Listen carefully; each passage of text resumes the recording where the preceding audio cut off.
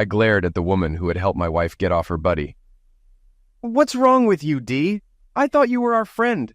We agreed on what it meant if a spouse cheated. But now this? Just because he's famous? You think you'll get over it quickly?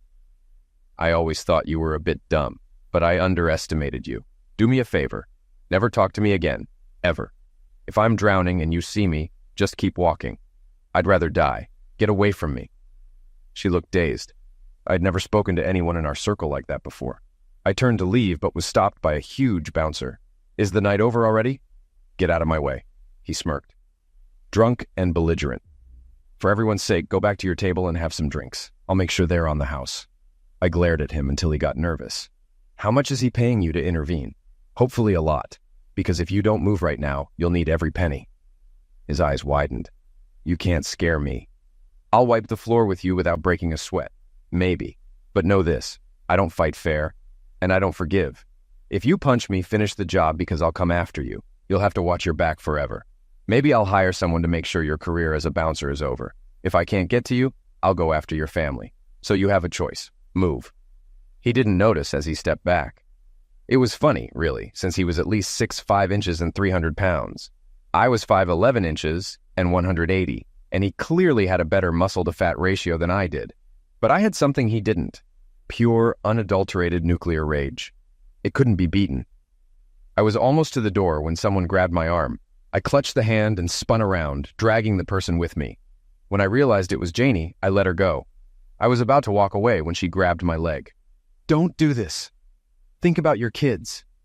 I looked at her with all the contempt I could muster. You mean like she did when she slipped out the back door with that idiot? As for family, I don't have one anymore. I'll always be good to my kids, unlike that ex-wife of mine. Maybe I'll file for custody in the divorce. Her actions today prove she's an unfit mother. She let go and covered her mouth with her hand. I made it to the elevator before another shout rang out. Bob, think about this. Are you really going to throw away 10 years because of one night? I looked at my former friend and his gang. I didn't throw away anything. She did. Look me in the eye and tell me you think what she did was acceptable. Every one of you. Look at me. Tell me you don't think what she did was so bad and that if your wife had done that, everything would have been fine. Oops, sorry, Harry. That ship has already sailed. You know she's seeing him again, don't you? Harry glanced at Erica, who hung her head and walked back to the clubhouse. The others were yelling at each other, so I slipped into the elevator. Packing didn't take long. I left Linda's stuff behind. If she wanted it, she could come get it. 30 minutes later, I was discharged and reached the parking lot when I heard them. My friends were waiting for me, arguing, with Eric blocking my car door. Move before I start the car, or you'll be sprawled across the lot. Before he could say more, I punched him in the gut. None of them were fighters, but I was. As a teenager, I had a temper and got into fights, even got in trouble with the law. Counseling helped me control my anger, but right now, I didn't care. I unlocked my car, shifted into gear, and screeched forward, scattering them like quail. I had no idea where I was going or what I'd do. She'd been gone almost an hour, likely with him. I wanted to find them and leave them in a pool of blood, but that was unlikely. He was the top tight end for the local pro football team, key to their championship hopes, with a new $106 million contract. His house would be locked up tighter than Fort Knox. I wasn't a martial arts expert or a former Navy SEAL. I was just a guy in decent shape with no access to wealth or influential friends. As I sat at a stoplight, an idea hit me. If I went forward, there was no turning back. I stopped in front of a late-night diner with free Wi-Fi. I thought about my plan. Social media was the way to get revenge. Linda had accounts on Facebook, Twitter, Instagram, and TikTok. I wasn't tech-savvy, but my niece was. She had just turned 18 and had scholarship offers from Ivy League and technical colleges. I called her, and she was surprised to hear from me so late. When I offered her $500 to help me, she was very interested. Before I could tell her where I was, she texted, "Got it, Unc. We'll be there in 7 minutes." I wondered who "we" was, but as long as she was coming, I didn't care. I went inside the diner and asked the waitress for a quiet booth away from people. Then I asked, "You close at midnight, right?" She nodded. "How many customers do you expect after closing, and how much would a good tip be? 2 of my friends are coming soon, and I'd like the place to stay as crowded as possible. Tell the owner I'll cover any lost profits if we can work here for an hour or 2. Plus $200 for you if you keep the sodas and coffee coming." She grinned. "It's the end of February, and it's freezing outside. Anyone who came in is either staying put or already home. I'll close now. I own the place. Give me $403, $200 for me, $200 for the cook, and a tip. Need anything before I send him home?" Just then, my niece walked in with a guy. She looked much different, more put together. I quickly apologized. "Sorry, guys. If I'd known you had plans, I wouldn't have asked. My request might seem crazy, but hear me out. Let me explain what happened." When I finished, they were shocked. Nanette hissed indignantly. "So your wife, my aunt, ditched you at a club to spend the night with some superstar and your friends covered for her? What kind of people are these?" "They're actually her friends from high school and college. She was thrilled when my company moved us here. She couldn't wait to leave Chicago. I thought we shared the same values, but I was wrong. We're no longer friends. Let me tell you what I want to do, and you can tell me how bad an idea it is and what trouble I'll get into." I explained my plan, and Eric and Nanette burst into laughter. When they calmed down, Nanette asked Eric to get the black box from the car. It turned out to be an unregistered laptop she had modified. "No one will be able to trace it. I'll call stations worldwide without being on hold for more than half a second. I've been perfecting this since I was 13 and kept it secret until I could patent it. That's why all these schools are chasing me, and the military offered a lucrative deal to skip college and work for them." Nanette asked questions while setting everything up. "Got it," she exclaimed, showing me my wife's Facebook screen. "I'm in. Let the chaos begin." They scrolled through her posts, asking about different people, while Nanette took notes. When a picture of her best friend with a strange coordinator popped up, I almost lost it. I gave Nanette the names of my so-called friends who were with us. She had all their accounts up in minutes. Nanette grinned at me. "Ready to see what Dee's hiding?" "Make it as disgusting as possible." Eric was quiet for a moment. "Are you sure about this? Once we start, there's no turning back. You're throwing a grenade into your marriage." "I'm sure. Ever since this started, it's all I think about. There's no way I could live with her again." She threw the first grenade. "I'm going to DEFCON 4 and considering nuclear options. Get started." Nanette began typing, pretending to be my wife. "Exciting update. I have officially joined the CCC, the Celebrity Club. I'm with Mark, who has a really tight end and knows how to ram it in. So proud he picked me. Thanks to my girlfriend for covering with my husband while I slipped away. I've done the same for her before. Remember the girls' weekend in Atlantic City?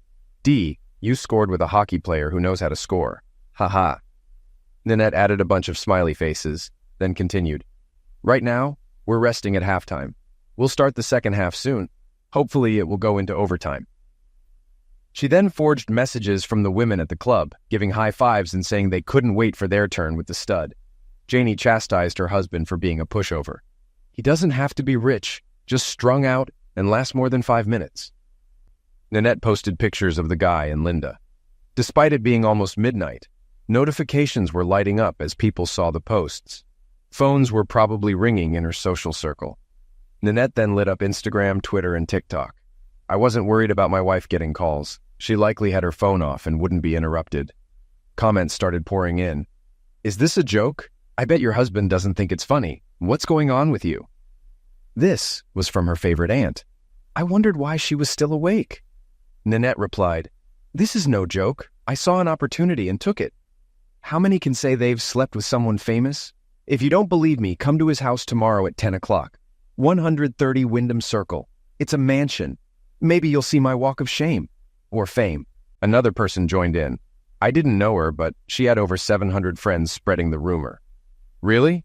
You're proud of leaving your husband? Do you think your marriage will survive this? I love my husband. He'll get through this. There might be some hardship, but I'll spoil him, and he'll forgive me. It's just one night, and I'll never repeat it." "Really? Are you drunk? Did you ever think you'd do it the first time? You're delusional. I'm done with you as a friend. Don't contact me. I hope you still think it was worth it in the light of day. It might be all you have left." I recognized the name. It was her boss's wife. That gave me another idea, and Nanette posted everything on the company page. She'll have some interesting conversations on Monday. Another person replied, "It's all nonsense, isn't it? If you think it's funny, you're wrong. Every word is true. We're going to be fine. I have faith in my husband." "How did he ever believe in you?" "The only explanation is you were hit by a Martian horary. I've seen some stupid decisions, but this tops them all. It's almost Darwin Award level, usually ending in pass away. Maybe the pass away of your marriage will vindicate you. I'm with Rosalind. I'm done with you. Don't try to reply because you'll be blocked. God help you." This was from her first cousin. She lived in another state, and I wondered how long it would take for the extended family to find out. Nanette looked sad. She'd always liked Linda. You're destroying her, ripping the foundations of her life out from under her feet. Are you sure you don't want to stop? Not yet. I've got a few more things to do, and then I'm done with her. Literally. We sent messages to the team's website, the NFL office, its charities, the mayor, the city council, and everyone we could think of. Nanette flooded Instagram and Twitter. Posts and comments poured in quickly. Then she found his accounts and did the same. He was seen as a model athlete involved in the community, with 2 charities and constant volunteer work. The team and the league loved him. It was time to bring some pain. Eric found the name and number of a sports writer who disliked the guy. He was annoyed about being woken up, but calmed down when I told him what I had. Eric used a voice scrambler, making me sound like a woman. Stop whining. I'm giving you a story. Mark is with a married woman right now. She was with her husband when Mark pulled her out of the club tonight. Talk to the bouncer if you don't believe me. Her name is Linda Hamilton. She's been married for 10 years and has 2 small kids. So much for the NFL poster boy, huh? We later found out the sports writer was furious because Mark had pulled the same stunt on him. He and his wife had just reconciled after a separation. It was the off-season, and there wasn't much going on in local sports, making the story more appealing. We also sent letters to local TV stations and newspapers. I doubted anything would come of it, but Mark was well known and popular, and the media would be interested. By 6 in the morning, 2 vans, 1 reporter, and paparazzi were at his gated neighborhood. By 8, someone from the team or central office was pounding on his door. He opened it in his robe, with cameras zooming in. Behind him, Linda, also in a robe, was clearly visible. The cameras clicked frantically. His eyes widened at the sight of the reporters, and he slammed the door shut. The man must have told him the whole story because Linda immediately checked her Facebook page. The house was solid, but her scream could be heard even outside the gate. She tried to close her account, but found it locked. Nanette later counted over 3,000 comments on all media platforms in the first 6 hours. Linda had never been so popular. At 10 o'clock, they finally left the house. Linda had her head covered, but everyone recognized her. I was surprised by the media attention, but he was famous, and it was a slow news weekend. She got into an unknown man's car, and he drove around the house, exiting the driveway. This wasn't their first encounter with paparazzi, who had spotted this entrance too and got a clear shot of Linda as they passed by. The man drove her home, and I wondered what she thought when she was alone. I picked up the kids from the babysitter and took them to my parents' house. I wasn't surprised to see her parents there because we were all close. Both mothers were Facebook friends, so they knew everything. But she wasn't alone. 4 cars were stalking her house, and now they had her address. She got out of the car and ran to the front door as questions rained down on her. Was she his girlfriend now? Had she left her husband for him? Did her husband approve? These questions, particularly the last one, were asked frequently over the next few weeks when I talked to her family. It was stressful. We know what she did. Everyone in the southern half of the country knows. We also know it wasn't her on Facebook. Judging by her actions, she's not that smart. But she was never suicidal. How could you do that to her? Ask her the same question and get back to me. I had no intention of keeping the kids from her, but I wanted a few days for things to settle down. I stayed at a room we rented for our affair. The receptionist looked at me strangely, but gave me a room for 3 days. It was funny to run into former friends checking out as I headed to my room, running on adrenaline and rage after being awake for 30 hours. Dee rushed over. You idiot. Do you realize how much you hurt Linda? It was all for nothing. Just a fantasy she wanted to fulfill. She would have been the same when she got home. No, she was damaged. And when something is damaged, I have 2 choices. Fix it or get rid of it. Linda has damaged our marriage beyond repair, and it's not worth the emotional cost to fix it.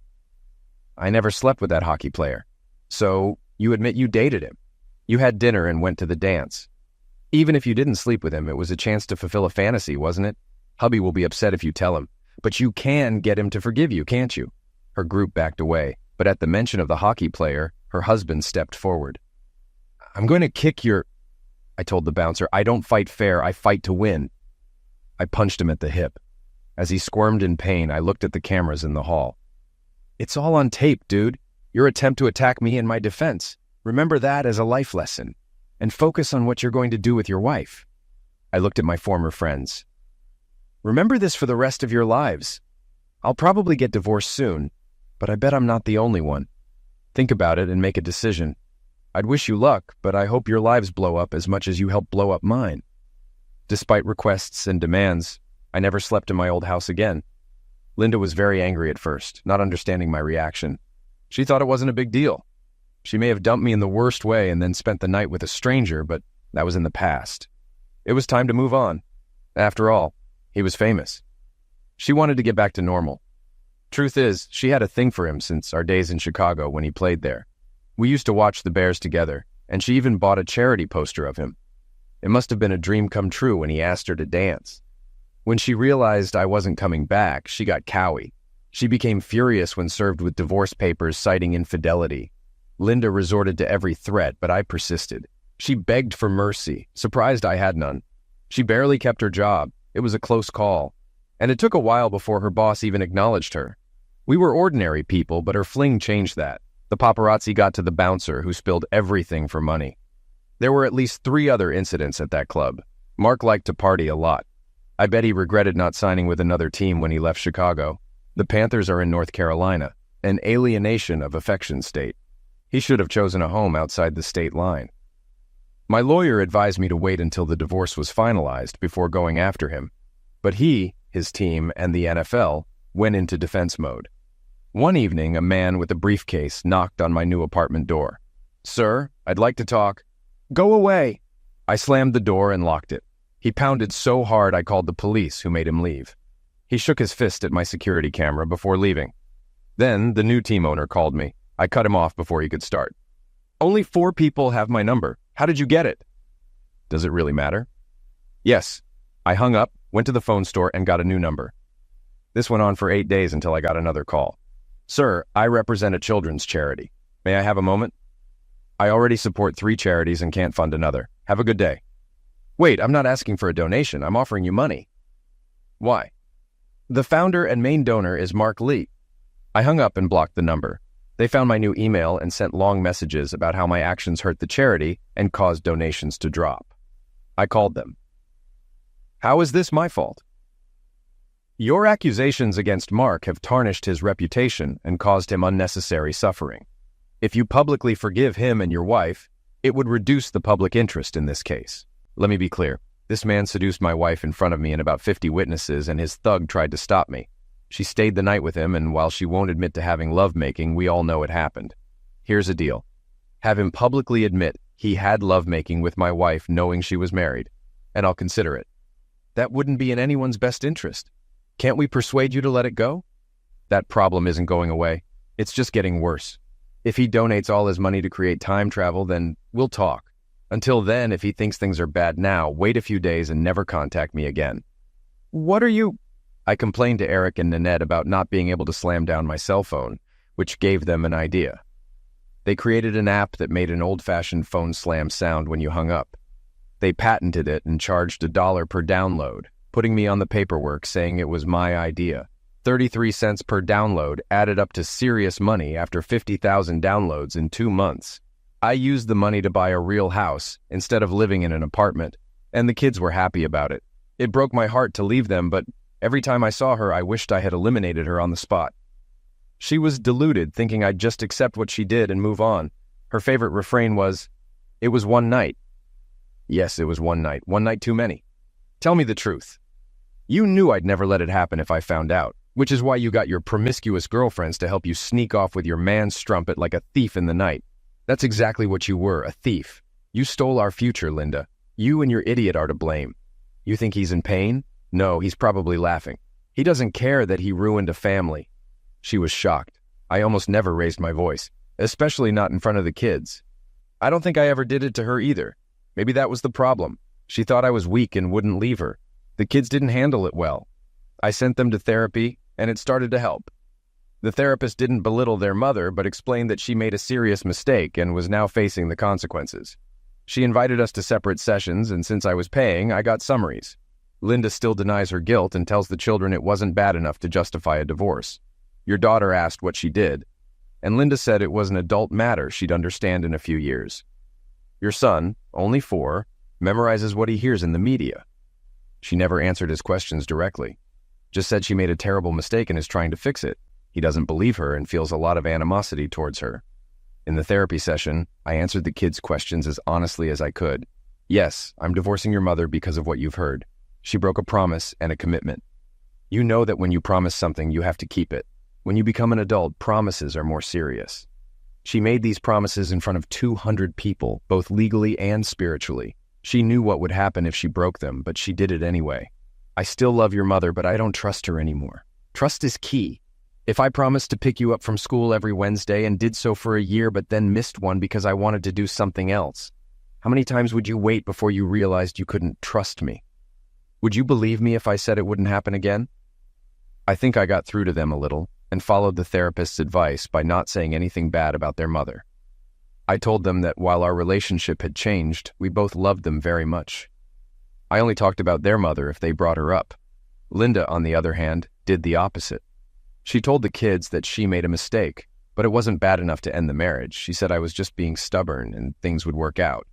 The therapist was furious and told her, "How could you do this to your children? Your husband shows no interest in reconciling. He talked to the kids about divorce, and they understand from their classmates' experiences. They know your relationship is over. You refuse to accept you did anything wrong enough to justify a divorce. I recommend you seek counseling with a married couple. It probably won't help reconcile, but it might help you accept reality and move on. I won't be seeing you again. Thank you for attending." Linda wasn't affected except for the counseling suggestion. Her counselor was good, and the judge ordered 8 sessions. The therapist could stop after 4 sessions if there was no progress, or add more sessions if there was. My lawyer tried to gag me, but I stood up and asked the judge to speak. He nodded, warning me to be polite. "Your Honor, I need to be clear. I have no interest in a relationship with my wife other than as co-parents. I will attend the sessions, but refuse to attend more than 8. That should be enough. I'm serious. You can jail or fine me if I refuse, but this divorce is getting media attention, and you don't want it to become a mess. I'm happy to talk to the press. Also, I want her lover to attend one session and explain why he thinks sleeping with married women is acceptable and why it shouldn't affect my marriage. Thank you, sir." My lawyer looked at me like I had grown 2 heads, and the judge seemed unsure whether to laugh or reprimand me. Linda looked like she was about to be sick, and her lawyer seemed desperate to find something to object to. Finally, the judge banged the gavel twice. "I can't send him to marriage counseling if it's not his marriage. I'll draft a letter requesting consideration, but don't hold out much hope. Your attorney might say it's legal to require him to appear in court, but that's up to you. Submit a list of therapists, or get one from the court, and I want sessions to start in 2 weeks, twice a week, so it will be over sooner. If anyone misses a session, I won't threaten jail, but I will declare the session valid and not allow rescheduling. Ordered. Bailiff, proceed to the next case." Linda was not happy. She confronted me at the car, looking determined. "This has to stop. Please, this isn't what I wanted." I knew talking without our lawyers was a bad idea, but curiosity got the best of me. "What did you think would happen?" "I thought you'd be angry, but love me enough to get over it. It was one night. All the years we've been together, our family, our kids, it wasn't worth throwing away for one night. It wasn't just one night. It was every night for the rest of our lives. What you did was cold, calculated, and utterly disrespectful. You left me humiliated in front of our friends. Some of them even helped you sneak away. Before that night, I would have bet my life that you loved me and our children. Not anymore. We're done, and no amount of counseling will fix that. I'll see you at the first session." "Wait, I need a favor." "What favor?" "It's about Mark. Could you cut him some slack? It's affecting his charity work. Think of the children." "You mean like you and him thought about ours that night? I don't care about his charities, and soon his charity will be the least of his problems." "Will you tell me how you know that?" She looked guilty. "He called me." "He did? How did he get your number?" Her face reddened. "You gave it to him that night, didn't you? In case he wanted to repeat the performance." "I didn't. I don't know why I gave it to him. I just did. I should have known you wouldn't help." I laughed and got in the car, amazed at how foolish she'd become. During all this, I faced constant pressure to be reasonable. The league, the team, every organization linked to football, its charities, and even several sports talk shows were all on my case. My boss, a big team fan, also pressured me. So I found a new job. He realized too late how I'd react and how it would look to everyone else. He tried to back down and keep me, but it was too late. I suspected his future was in trouble, especially after I filed a complaint with corporate HR. It couldn't happen to a more deserving person. Things got so bad that I started documenting every conversation. At first I didn't, but then I did, leading to some very brief talks. The sportscaster who called me the night it all started invited me on his top-rated radio show. I dropped a few bombshells, including snippets from various conversations. One big hit was a line about a team owner who got outraged and threatened to sue me. The sports announcer barely held back laughter. "You can't see him, but my guest is nodding his head.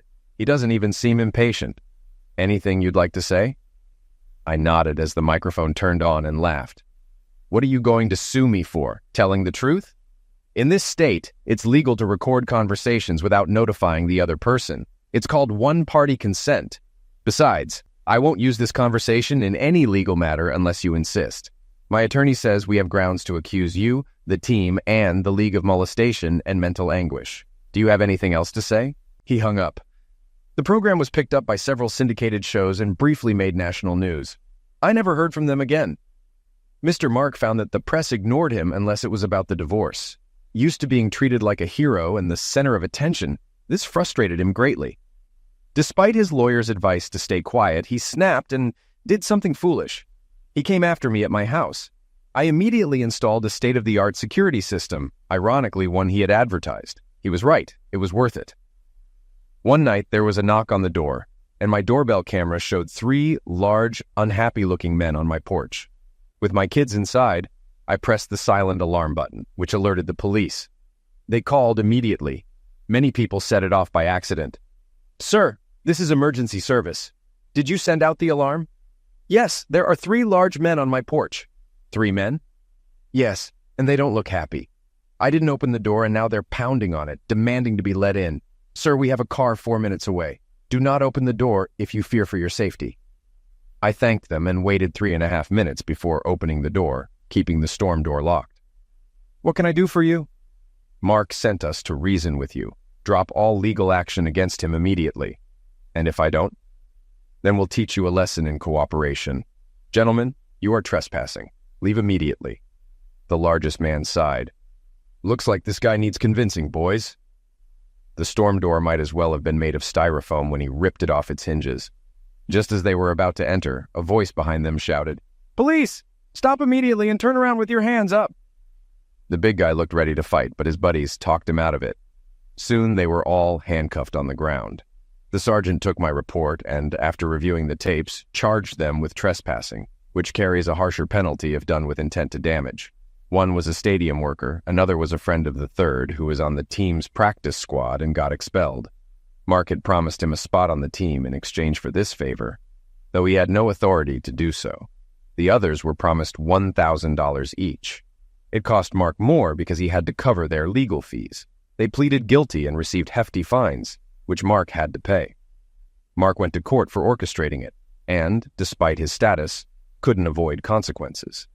His lawyers reduced the charge to a misdemeanor, resulting in a $5,000 fine and 200 hours of community service.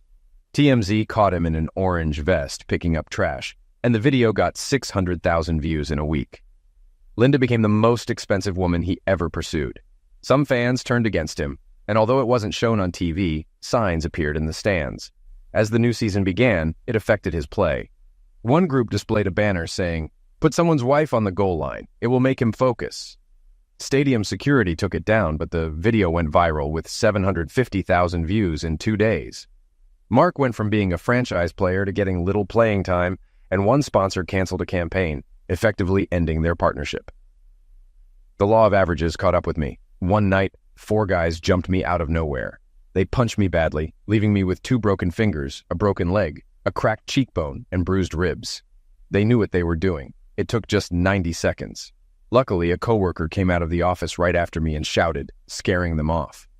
10 minutes later, I was in an ambulance, and an hour later, in a hospital room for observation due to a concussion. My head was splitting, and I kept drifting in and out of consciousness. Once I thought I saw Linda, but then I blacked out. When I woke up, I was alone. It took 7 days before I could return to work. The cops got some surveillance images from nearby businesses, but nothing identifiable. The officer taking my statement advised me, "If you've messed with anyone, tell me. These guys were professionals. They avoided cameras, wore big hats and loose clothing, so we don't have faces or any recognizable features." I told him my story. They questioned him and he laughed, admitting he didn't like me but claiming no involvement. They didn't believe him, but they had no proof. I had to give up my weekends with the kids. I wasn't fit, and I didn't want them to see me bruised. Linda was horrified, but agreed, and even offered to help. I declined politely. The counseling sessions dragged on, becoming a repetitive cycle for 4 sessions. By the 5th session, the therapist asked us not to interrupt her as she spoke. "We've hit a dead end, and honestly, I don't think we'll move past it. Linda, you won't admit that what you did was wrong by conventional standards, nor that it should affect your marriage. You left your husband in the middle of a club to spend the night with another man, unannounced, and used your friends to prevent him from stopping you. If he had done that to you, leaving you in a public place surrounded by complicit friends, would you have been sympathetic? Judging by your actions here, I doubt it." "Hold on, don't speak yet. Think about it while I talk to your husband." She turned to me, looking sad. "You'll never get her back, that's clear. Your communication shows it, I understand. But let me ask you this. Up until she left the club, you loved her. She was faithful and steadfast.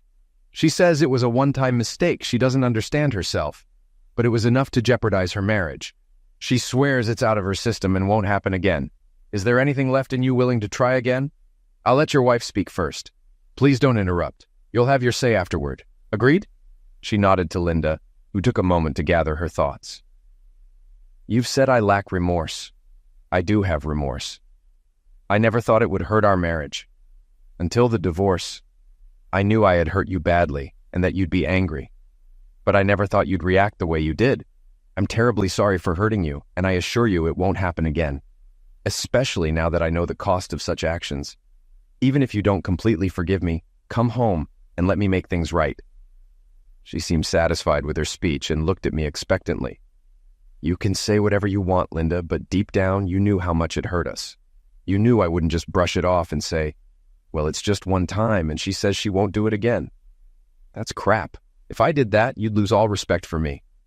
Maybe you wouldn't actively seek out another opportunity, but if one came up, you'd take it, knowing I'd forgive. I won't allow myself to be in that position again. The blatant disrespect and the destruction of trust in our marriage were too much. Even if you were gone for just 30 minutes, I'd wonder if you were with him or someone else. Let me be clear. We're not staying married. I'm divorcing you. You can drag this out and use every delaying tactic, but eventually the court will get tired of it and it will happen. Please don't delay any longer." I looked at the counselor. "Are we done?" She sighed.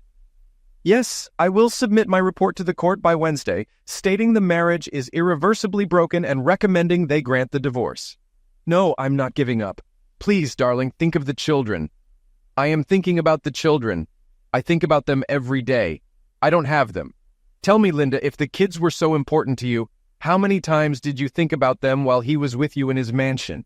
Was the trip worth it for you? Maybe for the rest of your family who hasn't faced the real world? Not so much. Face it, Linda. You screwed up. Pun intended. See you in court." I think the consequences of her actions eventually caught up with her. By the end, everyone was exhausted. Her lawyer was tired, my lawyer was tired, the judge was exhausted, and even the bailiff looked aged. After the therapist's report, the judge cut off another stalling attempt and declared us divorced. Linda walked out without a word, and my lawyer grinned when I asked, "Now?" He grinned like a rabid mountain lion. "Yes, now." The next day, Mr. Mark was sued for alienation of affection. He didn't have to sign with the Panthers or buy a house in North Carolina. I'm told his outcry was epic. He can't do it, his lawyer sighed. Unfortunately, he can. It's still on the books in North Carolina. Yes, it's an archaic law that should have been repealed, but it hasn't been. My advice is to settle quickly to avoid more notoriety. Everyone in Mark's orbit called, his lawyers, charity heads, team officials, even the NFL commissioner, all begging for an out-of-court settlement. The offers kept increasing, and even my lawyer suggested I accept. But I refused. I didn't care about the money. I wanted to drag him through the mud. My lawyer's investigators got the bouncer and team leader to confess they were paid to help. Mark tried to avoid court but had to testify several times. Once, He tried to excuse himself for a Friday appearance by claiming he had to prepare for a rare Saturday game.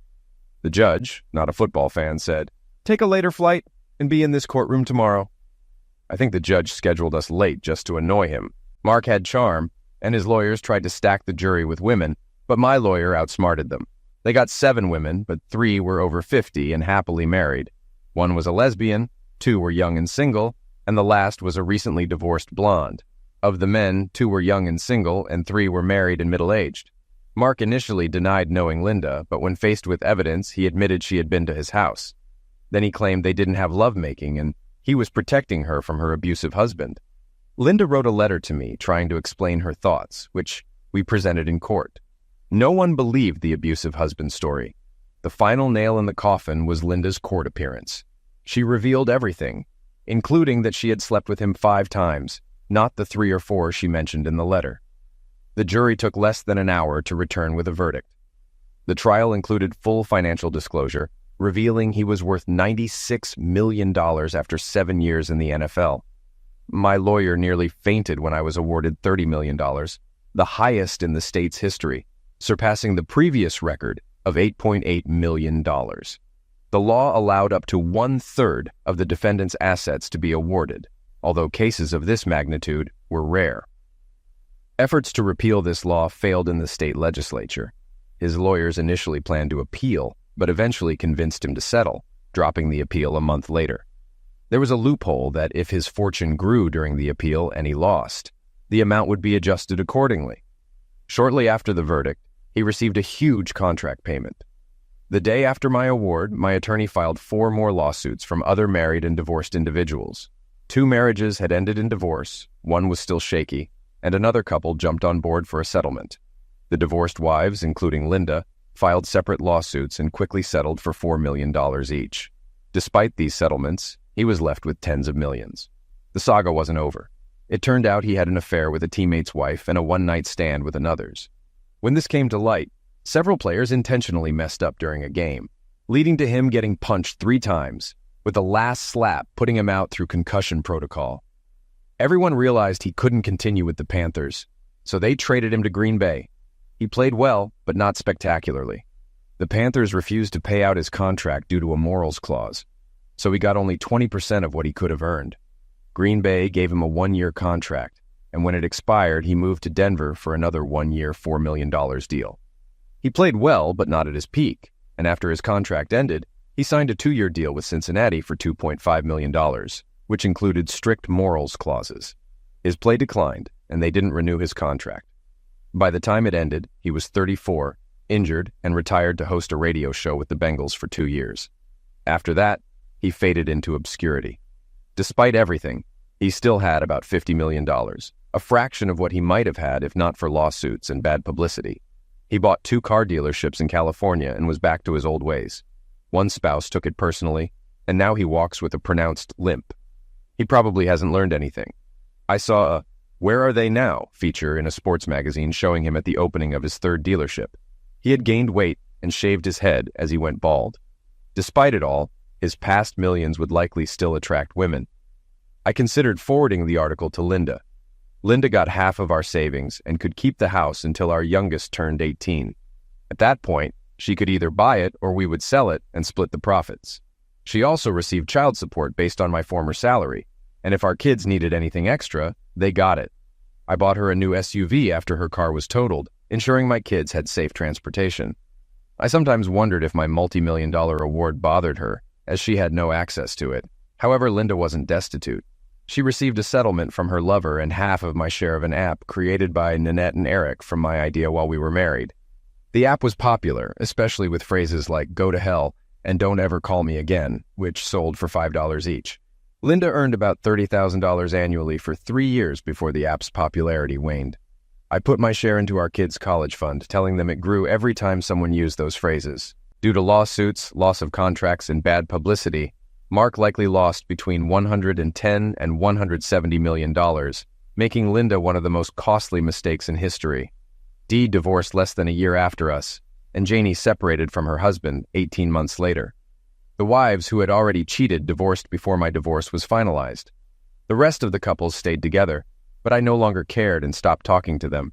6 years passed, and I occasionally reached for Linda in my sleep, dreaming of our life before the affair. I didn't remarry, feeling shy around women, but I did start dating. I soon realized many women were interested in my money, which made me extremely cautious. Both kids are really into soccer now. My son plays for fun with friends, but my daughter is very serious and talented. Her best friend is slightly better, and I've gotten to know her and her mom through all the sleepovers. Scarlett struggled with confidence due to her psycho ex, who vanished and stopped paying child support. Without telling her, I tracked him down, got him arrested, and the judge ordered him to pay all arrears within 2 years or face jail. This doubled the payments, easing their financial burden. Scarlett didn't know I was behind it. She started smiling more, straightened up, and got new clothes. The change was amazing. Guys began hitting on her, especially after she started wearing tight shorts to games. She grew comfortable with me, and I became her shield. The girls often paired us up, and we began holding hands at events. They frequently stayed over, with the girls sharing a room and Scarlett in the guest room. My money allowed me to buy a nice house on 40 acres with a pond, pasture, and barn. The previous owners loved horses, so we soon filled the place with them. At first, I was apprehensive since I had little experience with horses and found them intimidating. Scarlett, who grew up on a farm, laughed at my fear. After 5 months, I gave in and asked her to find horses for the kids and herself. I would cover all expenses, and she would teach them to ride and care for the horses. I agreed to pay, but refused to shovel manure. There was some grumbling, but Scarlett insisted. Either they take care of their animals or we get rid of them. I don't remember when we started making joint decisions about the kids, but Scarlett naturally took the lead, and I followed. That Christmas, Scarlett bought me a horse, a big pinto with a mischievous look. She finally convinced me to start riding with them, threatening to stop spending time with me if I didn't.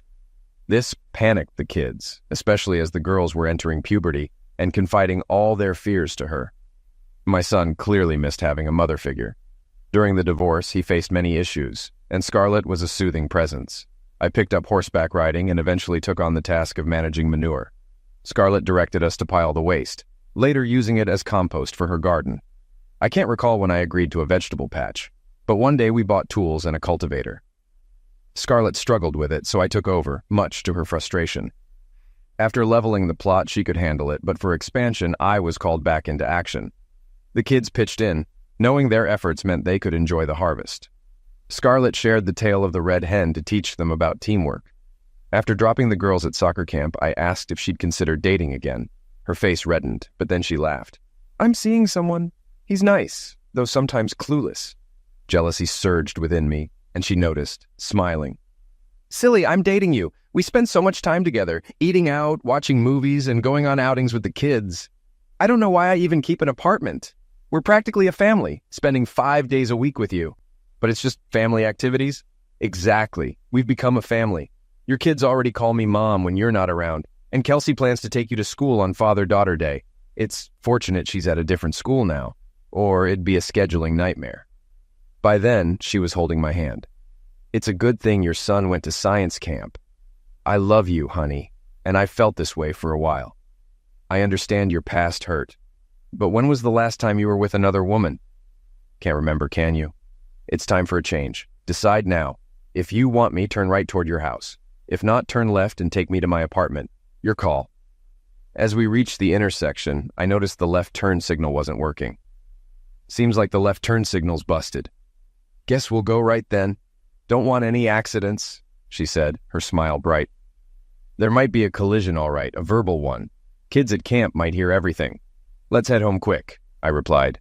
Just before turning into our driveway, I mentioned the extra bedrooms in our house. "Good thing we've got spare rooms. Kelsey can take her pick." She gripped my arm tightly. "No need for that. The girls want to share a room for now. Maybe we'll need that extra bedroom someday."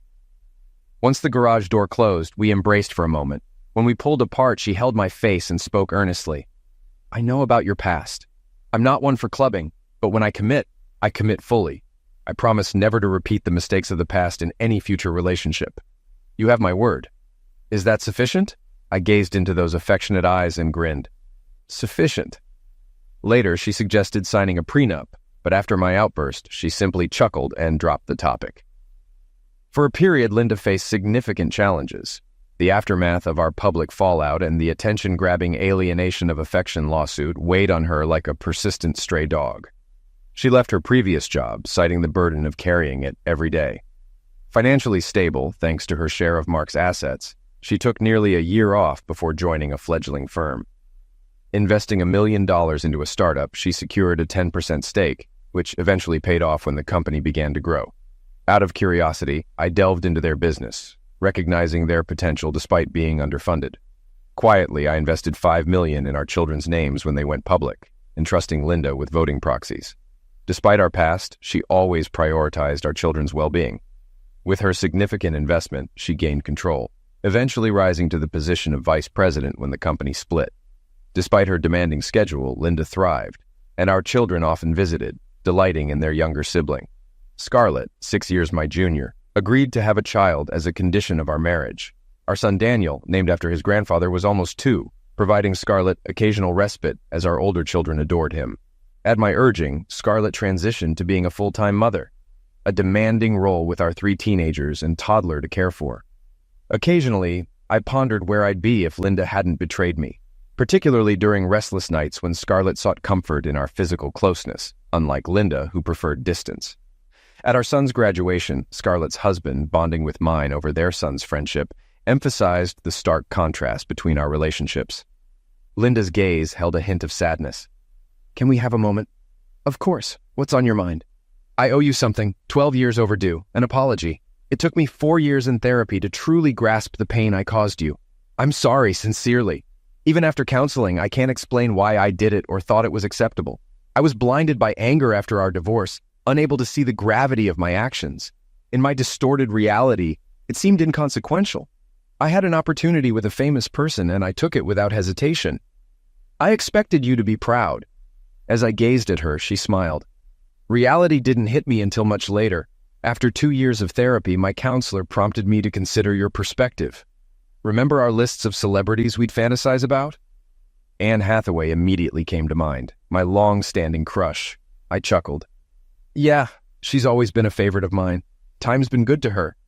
Then, my therapist asked how I'd feel if the roles were reversed. If you had the chance to be with her, left with her, and returned as if it were trivial. Initially, I laughed it off, believing you'd never do such a thing. But as she made me envision it, I felt a surge of anger. That's when it hit me. I'd done the same to you in reality. So here's my apology. I was wrong. You had every right to leave me.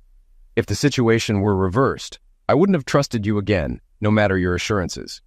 If only I knew then what I know now, I'd have responded differently. I appreciate that, Linda. It brings some comfort. Reflecting on it later, I considered the analogy. Water under the dam doesn't flow back. Rebuilding burned bridges is a challenge. You make do with life's challenges using what you've got. With Linda, I had much, but with Scarlett, I have it all.